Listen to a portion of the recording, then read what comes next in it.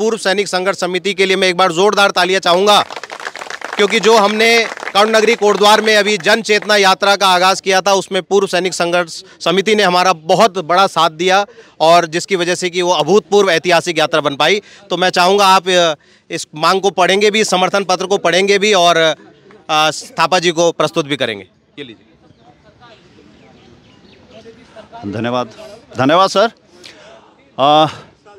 यहाँ पर उपस्थित हमारे आदरणीय थापा सर, रोहित ढंडियाल सर एवं समस्त हमारे कोटद्वार के भाई बंधु एवं हमारे सभी उत्तराखंडी भाइयों, सबको हमारा प्रणाम।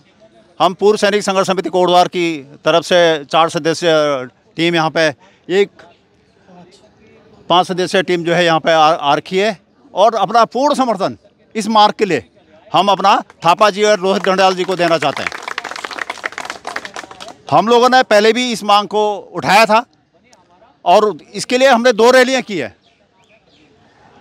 शायद उस समय हम लोग जगा नहीं पाए और आज थापा साहब ने जो 11 दिन की पैदल मार्च किया दिल्ली के लिए, थापा साहब ने आज एक एक उत्तराखंडी भाई को, एक एक हमारे उत्तराखंडी बच्चे को, एक एक जो है मातृशक्ति को जगा दिया है।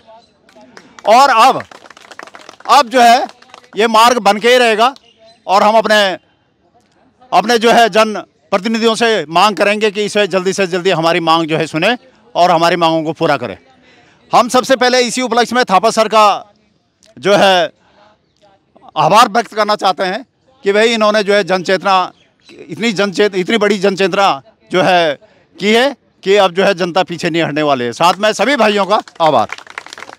मैं अपनी पूर्व सैनिक संघर्ष समिति की तरफ से एक जो है जो समर्थन पत्र लाया हूँ उसको पढ़ के सबके सामने सुनाता हूँ। सेवामय संयोजक लालडांग चिल्लरखाल मार्ग 1 दिवसीय जंतर मंतर धरना समिति दिल्ली महोदय, लालडांग चिल्लरखाल मार्ग के लिए श्रीमान प्रवीण थापा और रोहित ढंडियाल जी के प्रयासों का पूर्व सैनिक संघर्ष समिति कोटद्वार पूर्ण रूप से समर्थन और सहयोग प्रदान करने के लिए कृत संकल्पित है।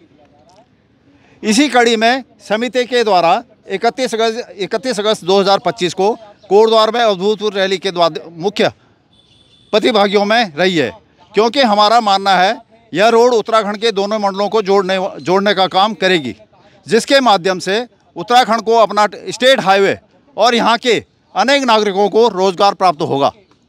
शूरवीर खेतवाल जी अपनी बात को रखेंगे और ये समर्थन पत्र इस वक्त थापा जी और ढंडियाल जी को आप प्रदान कर रहे हैं।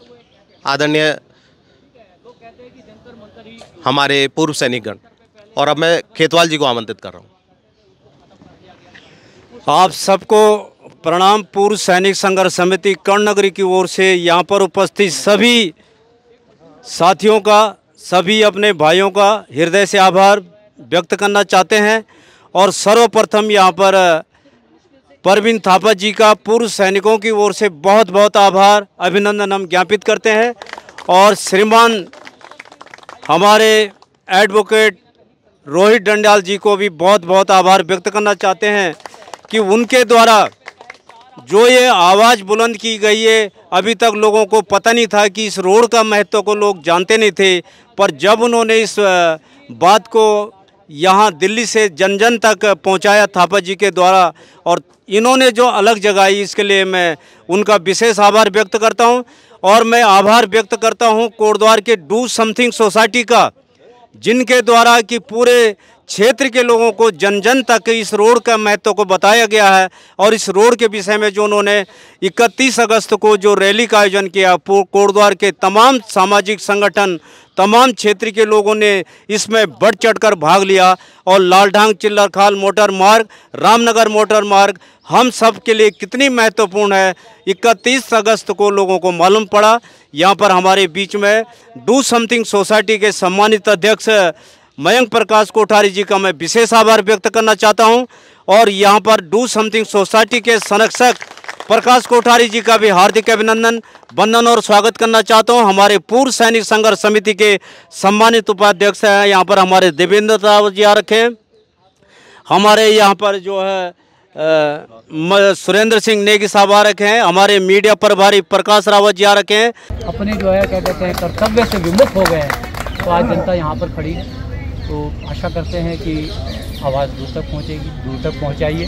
तो कहना चाहता हूँ कि जो आप जो यूट्यूब है इसको जो है सब्सक्राइब करिए, और इस तरह के जो वीडियो है, ये मसालेदार वीडियो नहीं है, इसमें मसाला नहीं है, लोग मसाला ढूंढते हैं, पर ये ज़िंदगी के असल मुद्दे हैं।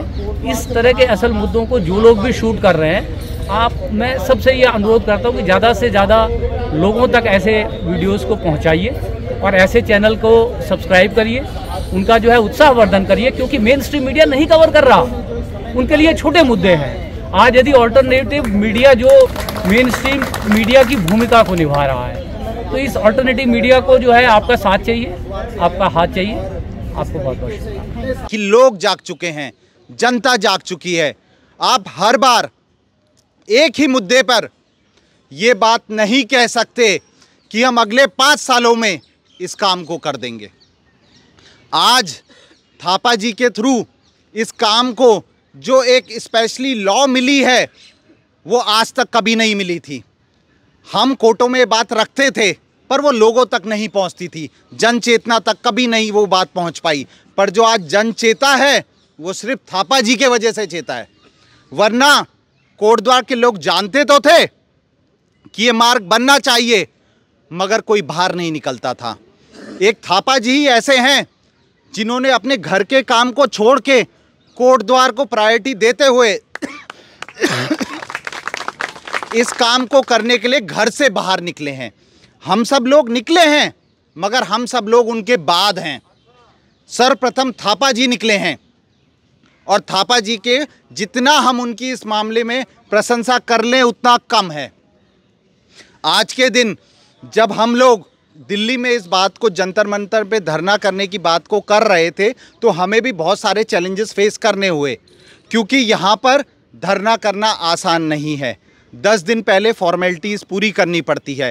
थापा जी ने बिल्कुल वहाँ से एक दृढ़ संकल्प के साथ आए थे कि हमें धरना करना है जंतर मंतर पे, तो करना है, चाहे जितनी समस्या आ जाएं, पर हम धरना करके रहेंगे और अपनी आवाज़ कोटद्वार से उत्तराखंड सरकार को तो देंगे ही देंगे, केंद्र की सरकार को भी देंगे। आज ये बात इस मंच से मैं कहना चाहता हूँ कि कल जब ये मार्ग बनेगा तो इसका क्रेडिट सिर्फ थापा जी को जाएगा। नेता लोगों के सामने जब भी माइक ले जाया जाता है, उनके पास सिर्फ 2 बहाने होते हैं। पहला, ये मैटर कोर्ट में पेंडिंग है। ये मैटर कोर्ट में आज से पेंडिंग नहीं, 2019 से पेंडिंग है, 19। और आज करीबन 6 साल इस मैटर को कोर्ट में पेंडिंग होते हुए हो चुके हैं।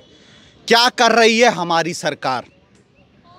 सरकार जब हमारे घरों में आती है तो इस बात को कहती है कि ये कार्य करेंगे कि ट्रांसपोर्टेशन फैसिलिटी अच्छी नहीं है।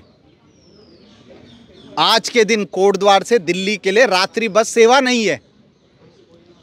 तो समस्याएं तो बहुत हैं, पर अगर हमारी ये रोड की समस्या सबसे पहले सॉल्व हो जाती है तो कहीं ना कहीं हमें फ़ायदा होगा। और मैं आप सब लोगों का पुनः धन्यवाद करना चाहूँगा कि आप सब लोग आए। हम आगे ही इसको दृढ़ता से अपनी बात को रखते रहेंगे। अभी मंच में और लोग भी हैं, उन सबको हम देते हैं आगे। हम इस बारे में और जो डेवलपमेंट हो रही है वो भी आपको बताएंगे। अभी मैं मंच में माइक दोबारा से मयंक जी को देता हूँ। इस रोड के लिए एक रोड मांग रहे हैं, बड़ी बेसिक इंफ्रास्ट्रक्चरल नीड है ये। कोई ऐसी चीज़ नहीं मांग रहे हैं हम सरकार से कि जिसमें सरकार को बहुत कुछ सोचना पड़े। और रोड्स और ये सब काम भी यदि सरकार ना करे तो किससे कहें, किससे कहेंगे हम? तो धैर्य लगानी पड़ेगी। भाई प्रवीण थापा जी की धैर्य को लगातार आगे बढ़ाते रहना पड़ेगा। हमारे बीच में हमारे वकील और एडवोकेट लोग भी आए हैं कोटद्वार से, तो उनका भी मैं स्वागत अभिनंदन कर रहा हूं। और इससे पहले कि मैं सितकुल एसोसिएशन के पास पहुंचूं, बलोदी जी अपने बात को रखना चाह रहे हैं। सबसे गुजारिश रहेगी कि हम मुद्दे पर रहें और थोड़ा सा शॉर्ट रखें, ताकि ज़्यादा से ज़्यादा लोग अपनी बात को रख पाएँ, ताकि जनता के जो हमारे आज हमारे नेतागण बने हुए हैं उन सब तक इस बात को पहुंचाया जा सके कि हर व्यक्ति, हर क्षेत्र का, हर राजनीतिक दल से किसी न किसी रूप में सब जुड़े होते हैं। तो हम सब की यही मांग है कि एक ही लक्ष्य, एक ही नारा। आदरणीय बलोदी जी। तो भाई बंधुओं का यहाँ पे हार्दिक अभिनंदन करता हूं और नमन बंदन करता हूं कि आप लोग यहां पे पहुंचे हैं। और हमारे प्रवीण थापा जी को मैं विशेष धन्यवाद करना चाहूँगा कि जो उन्होंने कोटद्वार से यहाँ दिल्ली तक 11 दिन की पैदल यात्रा की और यहाँ पे अपना एक ही लक्ष्य, एक ही नारा, लालढांग चिल्लरखाल मार्ग बने हमारा, उसके प्रति उन्होंने हमारे उत्तराखंड को जगाया है। तो उनका मैं बहुत बहुत दिल से धन्यवाद करता हूँ। और तमाम हमारी कोटद्वार उत्तराखंड की जनता, समस्त जनता उत्तराखंड की जाग गई होगी। और देखो कि जैसा कि ये रोड का निर्माण होना था, लेकिन इसमें व्यवधान हो रहा है, व्यवधान पे व्यवधान पैदा हो रहा है। कभी कोई नेता आ रहे हैं, बोल रहे हैं कि हमको वोट दो, हम इस मार्ग को अतिशीघ्र बनाने का प्रयास करेंगे। 2017 में डॉक्टर हरक सिंह रावत जी हमारे कोटद्वार विधानसभा क्षेत्र से विधायक बने और उन्होंने थोड़ा प्रयास किया, जबकि वो वन मंत्री भी थे। और वन मंत्री होते हुए मतलब जो है वो सड़क वन के बीच में आती है, तो उनको तो अच्छे से संज्ञान लेना चाहिए था उसमें। और आज वो कांग्रेस पार्टी में चले गए। हमको पार्टी से कोई लेना देना नहीं है। और तमाम जनता से मेरा निवेदन है, चाहे वो भारतीय जनता पार्टी से हो, चाहे कांग्रेस पार्टी से हो, चाहे यूकेडी पार्टी से हो, तो ये मार्ग जो है हमारी राजनीति पार्टी का मुद्दा नहीं है। ये तमाम लोगों को आना चाहिए और बढ़ चढ़ करके हिस्सा लेना चाहिए।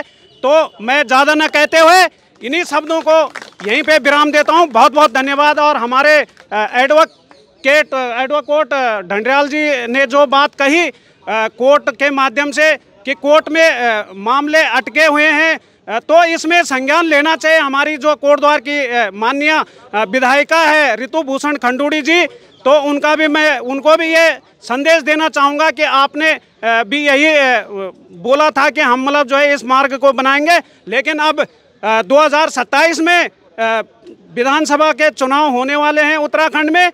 तो मैं यही कहना चाहूँगा कि आप किस मुंह से वहाँ पे आओगे, और समस्त जनता भी आपको यही कह रही है। और ज़्यादा न कहते हुए एक ही लक्ष्य, एक ही नारा हमारा, लालढांग चिल्लरखाल मार्ग बने हमारा। और इस मार्ग से हम लोगों को बहुत सुविधा मिलेगी, ताकि हमको उत्तर प्रदेश होते हुए न जाना पड़े। तो इन्हीं शब्दों के साथ में बहुत बहुत धन्यवाद। और ढंडरियाल जी का भी बहुत बहुत धन्यवाद।